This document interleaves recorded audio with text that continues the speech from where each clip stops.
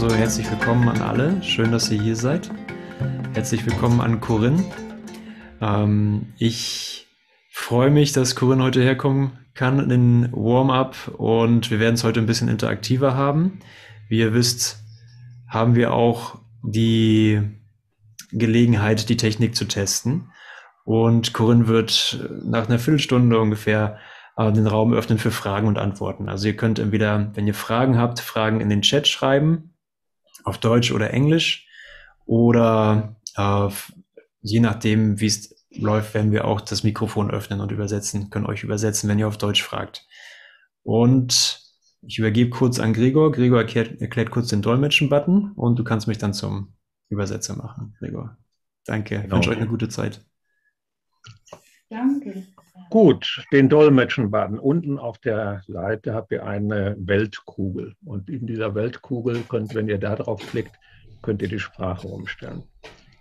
Wir haben also Englisch, Spanisch und Griechisch und inaktiv. Inaktiv heißt, ihr seid dann in dem Raum und hört also die Originalsprache, das, was Corinne sagt. Wenn ihr auf Englisch umschaltet, wird es immer noch Englisch sein, nein, falsch. Auf Englisch.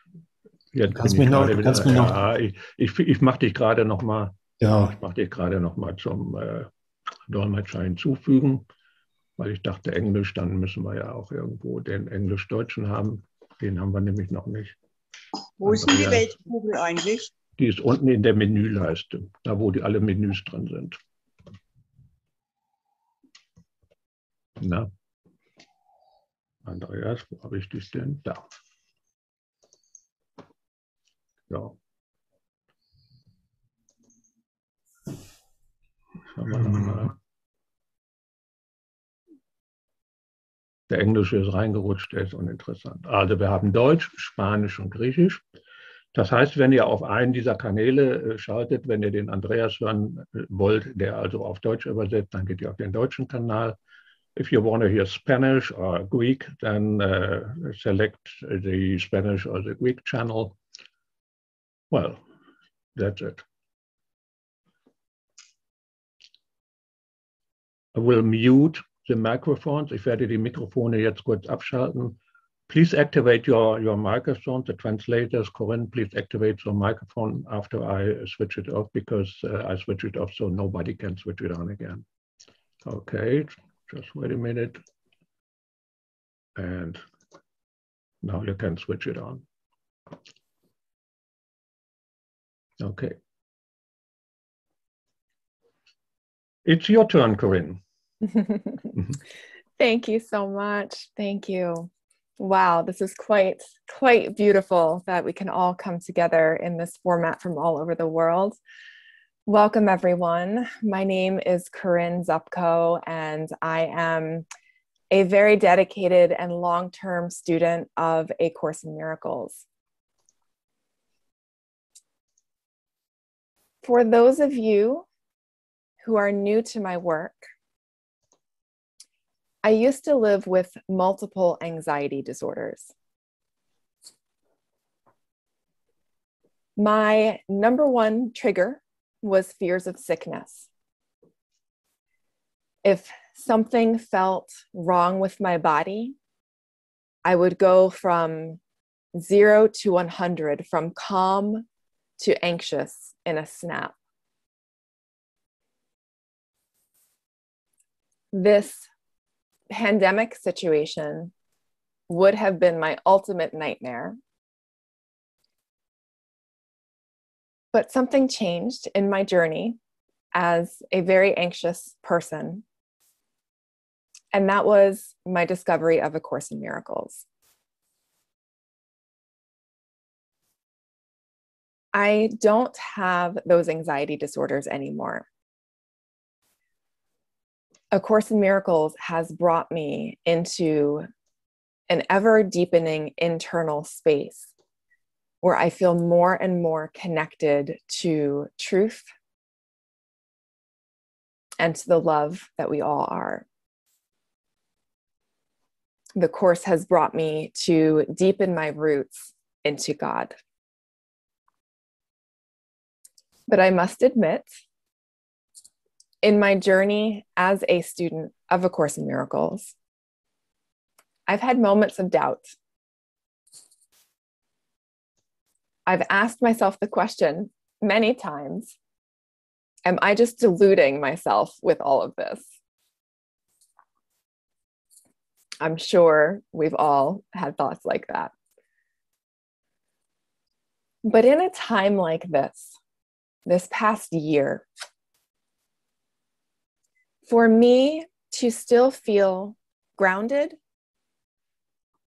and connected with certainty, that alone is evidence that this pathway works. It is transformative. Because I used to be a hot mess.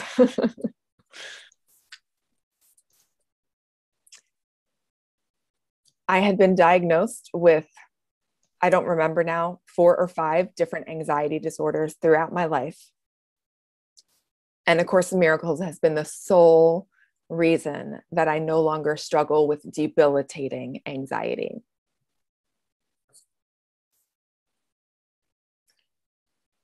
I'd like to begin by sharing a passage from the Bible. It actually speaks to A Course in Miracles. This is the passage that is called The Wise and Foolish Builders. It says, "Therefore, everyone who hears these words of mine and puts them into practice is like a wise man who built his house on the rock. The rain came down, the streams rose, and the winds blew and beat against that house. Yet it did not fall because it had its foundation on the rock.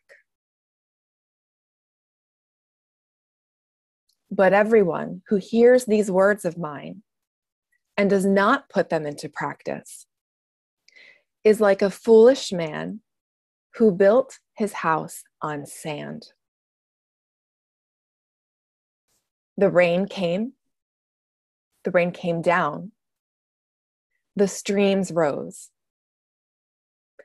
and the winds blew and beat against that house, and it fell with a great crash."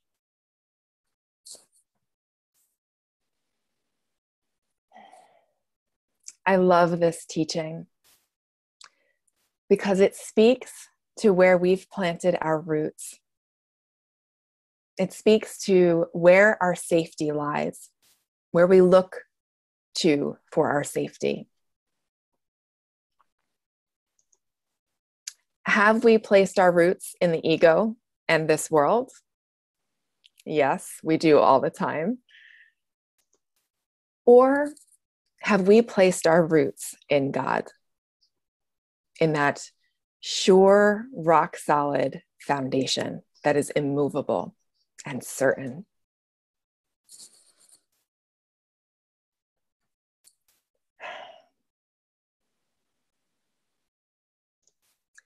The degree to which fear hooks us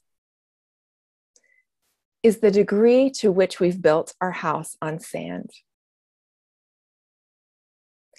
The ego's foundation is like straw on sand. There's no stability there whatsoever. It can be washed away in the slightest breeze. And as we know, there's a lot of weather in the world that impacts us on our day-to-day life. And if our foundation is a straw foundation on sand, it can't stand. And thank goodness we can choose again.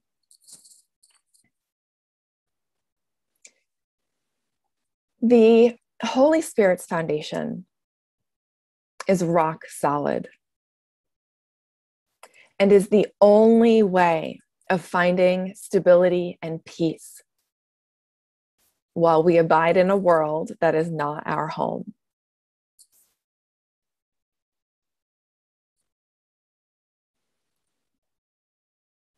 So how do we make that switch? How do we shift from sand, which is the ego, to rock, which is the Holy Spirit and God? How do we do that? Yesterday, someone on Instagram tagged me in a post where they quoted a sentence from my book. My book is called From Anxiety to Love.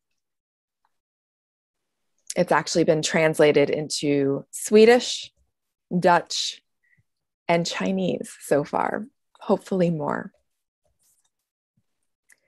The quote that this person shared was, "Inner peace is not an event. It is a process." I'll say that again. Inner peace is not an event. It's a process. So let's think about that for a moment. Inner peace is not an event. It's a process. We can certainly experience miracles. That's what the Course is all about. And have a sudden shift into invisibility, into peace. And I've had many of those, and I know you have too. And in my experience, the peace that comes with that shift doesn't seem to last. But each miracle adds up. And we start to experience a cumulative effect of miracles.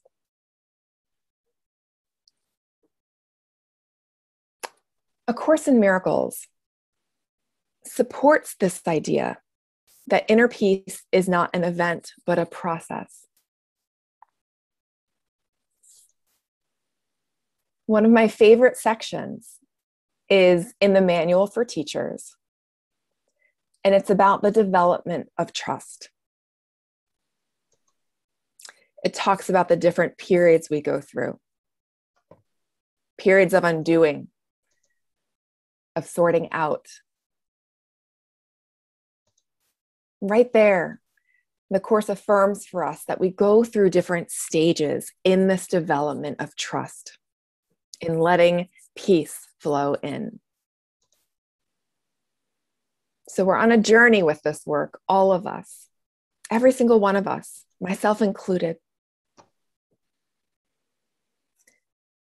And so I just feel moved to share with you 3 key lessons from my own life that have been helpful to me in shifting from having my house built on sand to having my house built on more rock. There's still sand there. So my first big lesson has been allowing myself to be exactly where I am. So whatever I'm experiencing, if there's fear, if there's a lack of peace, I let myself be where I am. It's an ego temptation. When we have the thought, I should be farther along than I am, I shouldn't be feeling this way, I shouldn't still be getting triggered by this or hooked by this. Those are all thoughts that the ego will use to make us feel guilt and to keep us focused on form. But we have to remember the quote, "The happy learner cannot feel guilty about learning." So can you allow yourself to be exactly where you are in your journey? In my experience, allowing myself to be where I am has brought about a sense of ease in my learning, a sense of ease in my life instead of strain. So this is my first lesson, my first takeaway that I want to share with you. That's been so important in my journey of healing from anxiety, is allowing myself, allowing ourselves to be exactly where we are.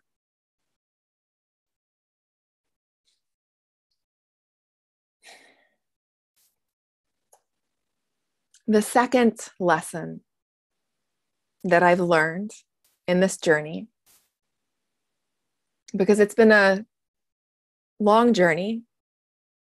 My first anxiety disorder was diagnosed when I was two years old. And I found the course in 1997. So I've been studying the course since then. So these are lifelong lessons because of the course that I've come to. And the second lesson, the second takeaway that I want to share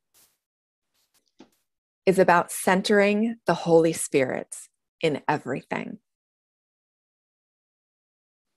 This means giving every aspect of my life to the Holy Spirit, withholding nothing, having complete transparency with the Holy Spirit. So if I notice a judgment thought, if I notice a fear thought, whatever I notice, I am transparent with the Holy Spirit. I don't keep it. I offer it. And in offering it to Holy Spirit, there's an exchange. I don't just give something away. I get something back. As I give over the fear, what I get back is peace, or a new perception, or just a feeling of knowing that there's something more happening than what my body's eyes see. So that's my second takeaway, is centering the Holy Spirit in everything, hiding nothing from the Holy Spirit. I've learned, instead of fixating on anxiety or on a physical symptom, I've learned that I can fixate on the Holy Spirit.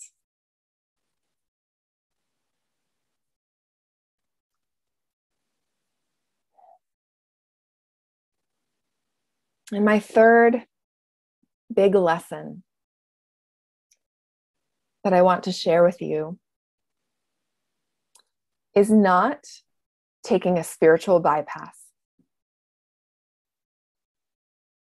Not spiritually bypassing anything. There are so many beautiful quotes in A Course in Miracles. I am not a body. This world isn't real. Beautiful teachings of the Course that can keep us from looking at what needs to be uncovered and brought to the Holy Spirit. So in my journey with anxiety, I would use Course quotes for many years, like, I am not a body. Sickness is a defense against the truth. And that idea that this is all a dream. And those quotes and ideas were helpful to me, but they only brought me so far. They brought me far enough to where I almost stagnated with A Course in Miracles. Things were fine, but nothing was really happening.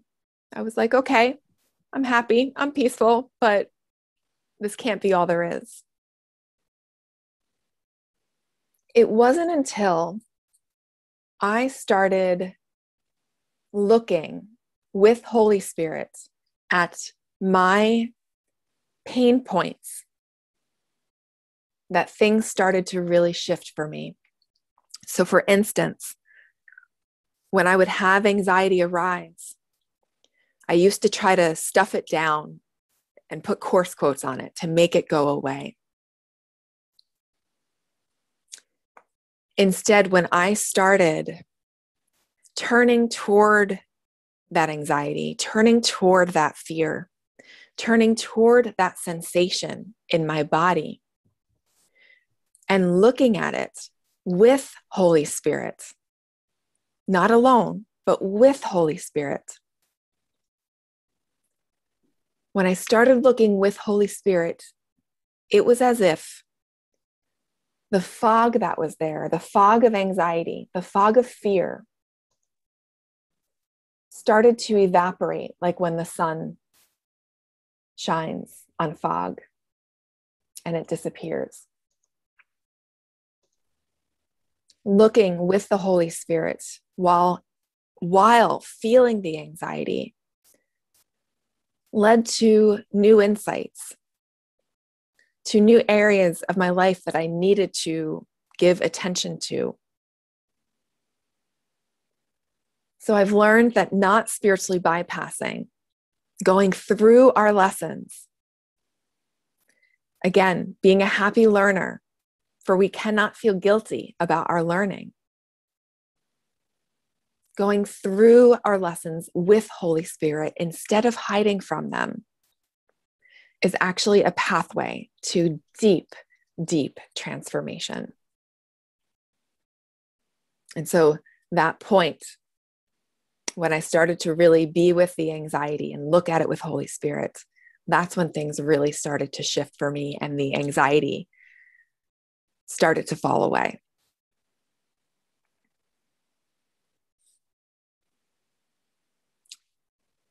So just to review my 3 things: letting myself be where I am, letting yourself be where you are, centering the Holy Spirit and holding on to nothing, and not taking a spiritual bypass, but instead going through my lessons with Holy Spirit. This is how I have more rock in my foundation rather than sand. So thank you for being here with me. We have a few minutes for questions. Um die Fragen zu stellen, gebe ich jedem die Gelegenheit, dass die Mikrofone wieder einstellen kann.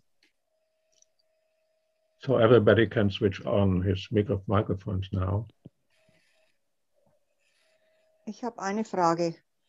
Ich habe zurzeit ganz viele Schnakenstiche am Mutterdach bekommen und die jucken wie blöd. Stopp, lass die Jetzt weiß ich, Dorothea, Schmerzen. stopp, lass die Dorothea zwischendurch übersetzen, sonst kommt sie nicht nach.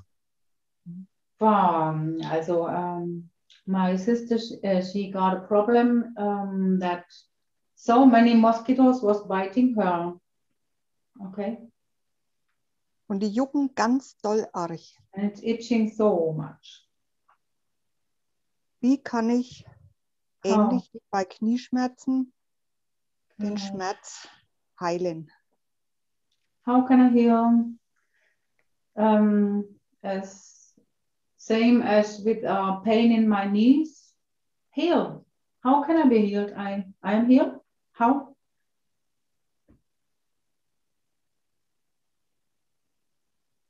Oh, Corinne, please do. Yeah, Got it. right. Okay. Thank you. Thank you. So I'm sure you've discovered So that simple. so dass du. Moment, das geht jetzt wieder über die Kanäle, Dorothea. Ja, das ist ja genau, das ist ja. I'm sure you've discovered that saying something like, I am not a body, has not helped. And this is where it becomes an opportunity to be with what's happening while still talking to Holy Spirit, while still being willing, while still being willing to hand over all of the thoughts and feelings that come up surrounding pain and physical pain, pain in the knee, itchy mosquito bites, whatever that may be. Now, with not spiritually bypassing, the Course teaches, and correctly so, that everything that's happening is coming from the mind.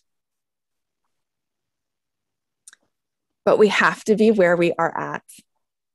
As I said with my first teaching, my first takeaway. So the Holy Spirit will meet us where we are at.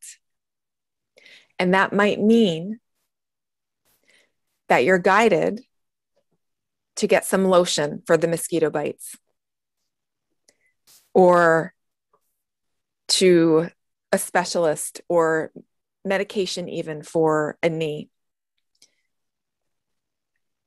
It's tempting to pick and choose and say, I want to heal this with my mind, but I'm going to go eat breakfast. We still believe that we are these bodies.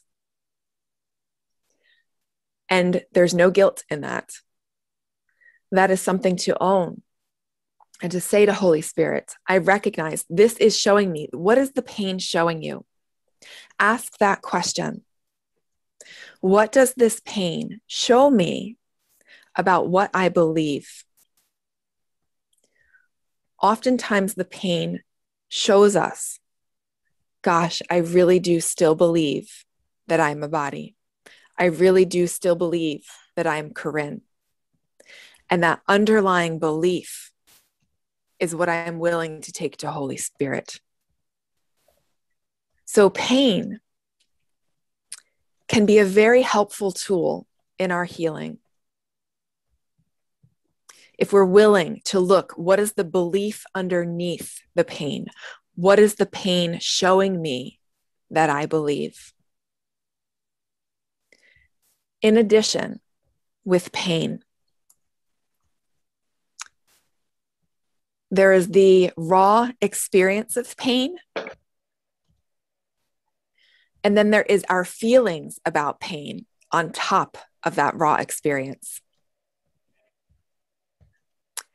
And so whatever those feelings are that are coming up, that's all to be looked at, to be questioned, and can be brought to the Holy Spirit, because those feelings about pain can actually add to the pain.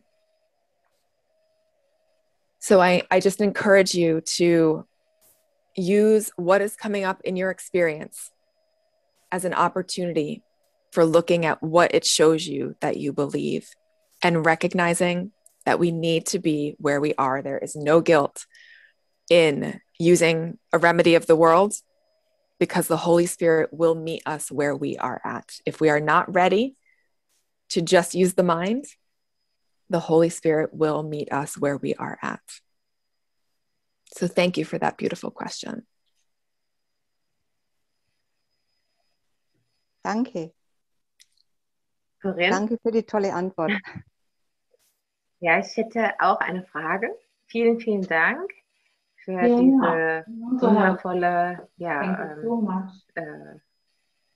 Berichte und Erzählungen und aus dem Kurs und alles, was du schon erlebt hast. Stories for all that you was sharing now to us. Thank you. Ich habe eine Frage. Ich habe jetzt als Patient ein 12-jähriges Mädchen mit einer enormen Angststörung. With so much panic in my Und sie geht nicht mehr zur Schule. Oh, I have a girl and she's 12 years and she don't go to school, no. Und die Lehrer haben alles versucht, die Eltern haben alles versucht. Teachers tried everything what was possible. Und ich habe auch versucht. Parents also and Und me, bin I did glücklich just gescheitert.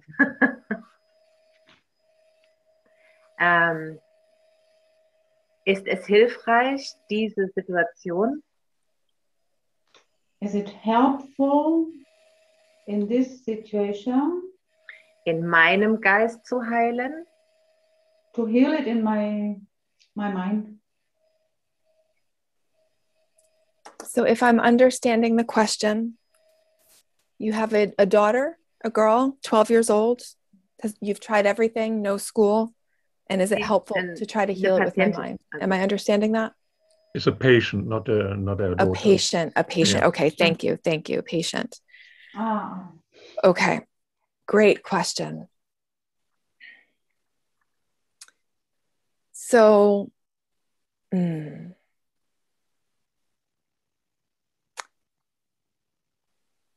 it's showing up in our experience,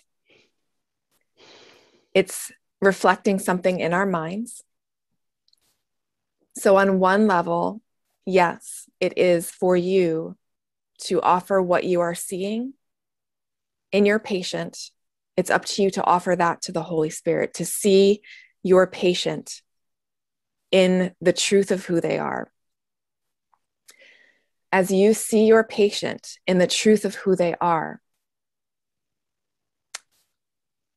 that awakens the Holy Spirit in you, and it awakens the Holy Spirit in them. Not that the Holy Spirit is sleeping, but our awareness of the Holy Spirit is what is awakened. And there's a joining. So as you see the truth in your patient, something awakens in them, which in turn awakens it in you.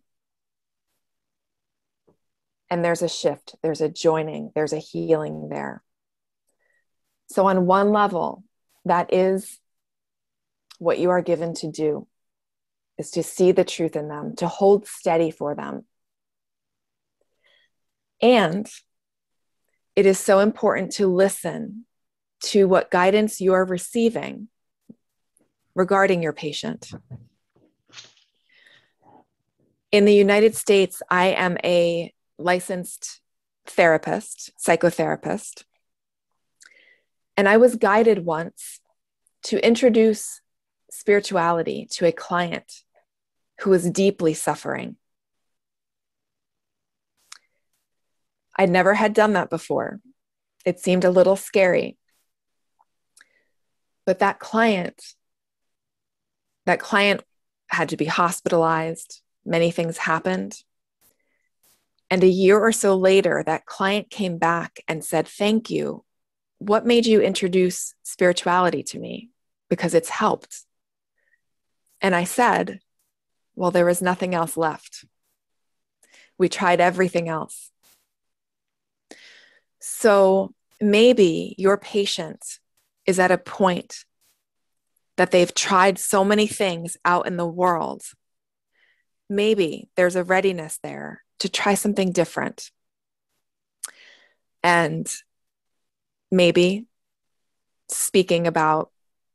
asking them about spirituality and if they've explored that as a means of helping themselves. And I'm remembering now your client is 12. So it might be something that you work with the client and the parents.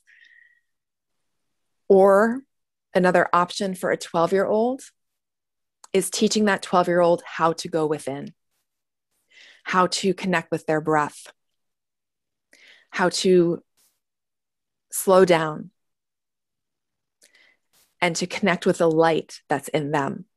So you don't have to use Course in Miracles language, but words that speak to the truth of who they are, that they can connect with that. And perhaps you can do, exercises like that. So those are just a few thoughts. Thank you. Danke. Thank you. Machen wir noch eine Frage. One question left. Ich habe eine Frage, Elisabeth. Zuerst einmal vielen, vielen Dank. Aber wo ich Elisabeth auch mal weg kurz, little moment. Ja. Ich würde gerne Elisabeth hier aufrufen bei mir, dass ich sie sehe. Elisabeth Müllers? Ja, genau. Genau. Wundervoll. Ja, wunderbar. Ja. Okay. Also ich möchte mich erstmal auch bedanken für deine Worte und deine Geschichte. Und jetzt komme ich zu mir. Also letztes Jahr ist ein Blutkrebs diagnostiziert worden. Ich bin dann erst alleine gegangen, dann habe ich doch Chemo gemacht, habe sie aber dann wieder abgebrochen, weil es mir damit sehr schlecht ging. Langsam, Elisabeth, Dorothea muss übersetzen. Ah ja, alles klar. Ja, also I went to the doctor and the doctor said to me, you have cancer.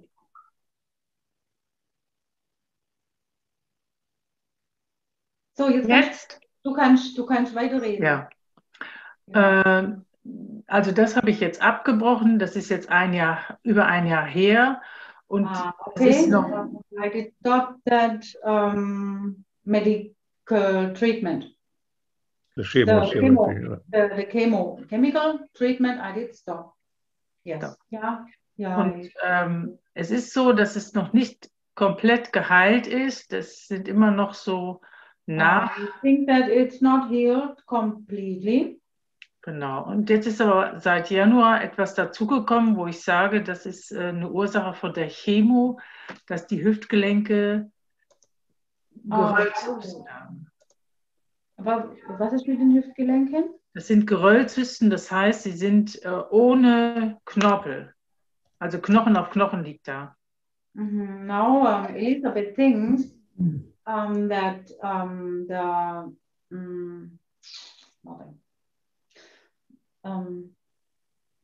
that in my body, ich kann es jetzt nicht genau sagen, die Hüftgelenke weiß ich jetzt gerade nicht. Die sind Geröll, zertrümmert, kannst du fast sagen.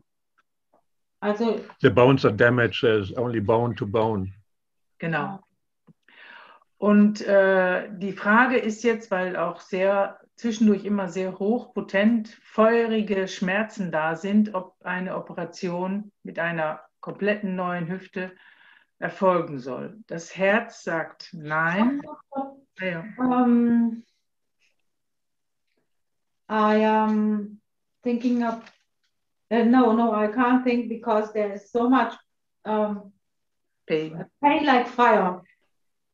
And I have to make the decision, I have the choice for an operation or Elisabeth? Mein Herz sagt nein und es ist no. Zwischendurch ist jedoch gibt es schmerzfreie Momente. And I have good moments without pain. Und in diesen kann ich erkennen mittlerweile, dass now I can ich kann erkennen, I can realize. Ja, dass Ängste, Schuld, also ich sehe das in mir ganz geschickt, das hochkommt, obwohl ich gedacht habe, das habe ich nicht. Und doch sind da Schuldgefühle, du bist selber schuld daran.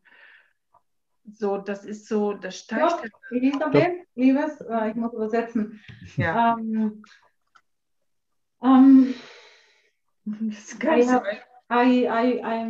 I feel guilty, but I know that I don't have to feel guilty. And ja. Weiter? Mach mal weiter. Ja, okay. Die Frage ist so, folge ich meinem Herzen und den Prozess mit dem Heiligen Geist? Yeah, do I do with my heart now with that process with the Holy Spirit? Und das immer mehr zu erkennen, dass es tiefe Schuld und Anklage feeling guilty and is accusing me. Accusation. Ah, Genau. Accusation. Accusation. Ja. Und soll ich mir noch Zeit lassen oder doch die OP machen? Das ist jetzt so im Ringen, weil alle sagen, du musst es machen, du kannst ja nicht ohne. Und andere, Mhm. Mhm. Mhm. das Also, ist, was heißt jetzt dringen? Well, should I follow the heart or should I follow what the reason? People say, okay, you should do it, you have your pain and so on. But my heart says no. I think that is a question. Thank you. Thank you so much. Sorry, Dorothea. Thank you. danke. I have a few thoughts.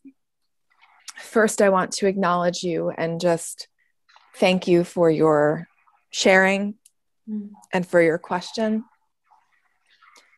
And I recognize that this journey has likely not been easy for you. And so I want you to know that I hear you and I see you. And I thank you for being here. Two thoughts come to mind that you touched upon that are very important. It's about guilt.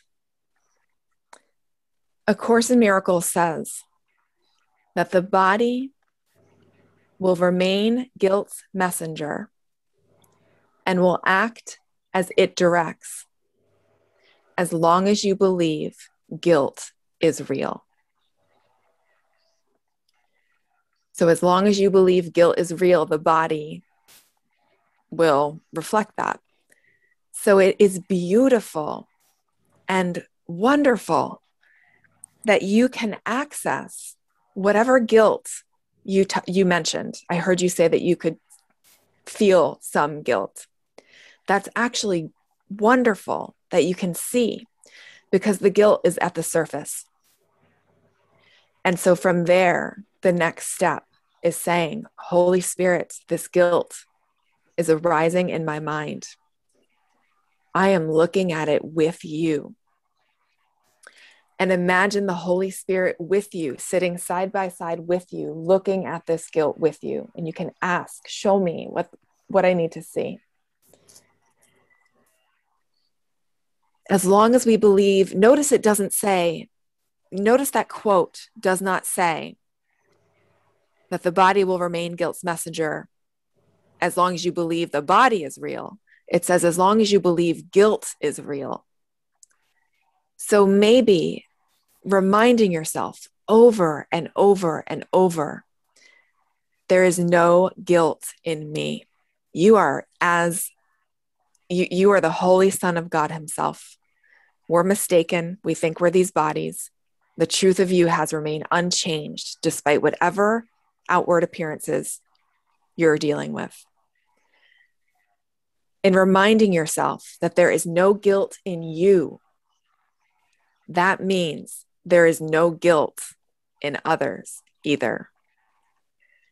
And so if you can identify areas where you've made others guilty in your mind, where you've had judgments about others, if there's no guilt in you, there's no guilt in them, because we are one. So it can be a beautiful activity to write a list of all of our grievances, all of the ways we've made others guilty, and be willing to hand that over to the Holy Spirit. So that was the first beautiful, I'm so grateful that you mentioned guilt. And regarding following your heart, what should you do? That is a decision between you and the Holy Spirit. And the Holy Spirit lives in your heart. Only you know what is best for you. And I encourage you to follow whatever guidance it is that you feel that's coming from that space within. So I can't tell you what to do. That answer comes from within you. And it sounds to me like you have an idea of what the right choice is for you. So I'm always one for supporting, following your heart for what is right for you. And that said, it can be helpful again to just drop in and tune into Holy Spirit. Sometimes what's in your heart can change based on our thoughts, based on where we're at. So before making a decision, I encourage you to try to empty yourself as much as you can, releasing everything to the Holy Spirit, and then seeing what arises in your heart. So thank you. And my heart goes out to you. I'm with you. Much love. Thanks. Thank you. Danke. Thank you. Okay, thank you very much, Corinne. I think we are at the end now. And it was really a great session. And I'm looking forward to see you in the festival. And I think that Andreas will just have a few words. So I'll switch him off as a translator so he can thank you for himself. I will try that, you know, I have no idea if that works, but if I switch him off as a translator, then it could be that he is understandable now and he can say some words to you, okay? Yay. Okay. Wow. Is this working? Okay, it's working. Gregor's a wizard. Okay, danke schön.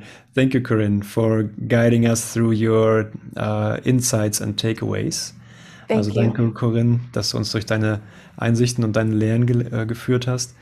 And we're so looking forward, or we're so excited to having you at the festival. It's such a joy and pleasure to share this moment and this teaching with you and your learnings in this. I feel the same. Thank you so much. Okay. So we're in touch and have a beautiful night, and we'll say goodbye to everyone. Gregor, if you want, just say a few words in German and then maybe you can turn on all the mics. Also danke an euch alle, danke fürs Reinspringen, und Corinne wird beim Kursfestival dabei sein. Die Links habe ich in den Chat gepostet, falls ihr euch nochmal umschauen wollt oder euch anmelden wollt. Einige von euch sind schon angemeldet. Kurzer Zwischenstand, wir haben bisher Teilnehmer aus 33 Ländern, so there are participants from 33 countries so far, and it's just a big adventure to be on this journey together.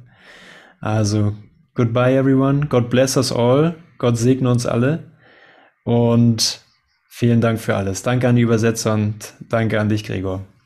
Danke. Alles Liebe. Thank you, Goodbye. everyone. Bye. Bye. Thank you very much. Thank you very much. Bye. Thank you. Bye. Thank you. Bye. Danke, danke. Danke, Andreas. Danke. Danke, Ciao. Gregor. Danke, danke, danke. Dankeschön. Danke alle. Bitte schön. Gerade zu Ende, glaube ich. Ist gerade zu Ende.